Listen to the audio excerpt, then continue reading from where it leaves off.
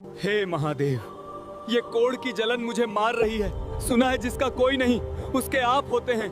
मेरी रक्षा कीजिए प्रभु। ये दर्द भरी पुकार थी स्वर्ग के राजा इंद्र की, जिनका शरीर श्राप की आग में जल रहा था। और उस आग को शांत करने के लिए महादेव ने जो शीतलता प्रदान की वो आज भी एक चमत्कार बनी हुई है। शायद इसीलिए आज भी ओडिशा की 45 डिग्री वाली चिलचिलाती धूप में यह धबलेश्वर महादेव मंदिर अंदर से शिमला जैसा ठंडा रहता है, बिना किसी एसी, बिना किसी मशीन के। महानदी के बीचों बीच दुनिया से कट कर एक टापू पर बसा यह मंदिर वही शरण स्थल है जहाँ इंद्र छिपने आए थे। यहाँ तक पहुँचने के लिए आपको नदी पार करनी पड़ती है, जैसे आप अपनी पुरानी दुनिया छोड़कर एक नई पवित्र दुनिया में आ रहे हो। कहानी सतयुग की है। स्वर्ग के राजा इंद्र, जिनके पास सब कुछ था, वो अपनी गलती से सब कुछ खो बैठे। इंद्रदेव ने वृत्रासुर का वध किया था, जिस वजह से उन पर ब्रह्महत्या का सबसे घोर पाप लगा। शास्त्र कहते हैं कि इस पाप का बोझ इतना भारी था कि इंद्र का सुंदर स्वर्ण जैसा शरीर कोयले की तरह काला पड़ गया। कोढ़ और जलन से तड़पते हुए इंद्रदेव तीनों लोकों में भागे, लेकिन इस ब्रह्महत्या की आग को कोई बुझा नहीं पाया। भागते भागते वो महानदी के इसी शांत टापू पर पहुंचे।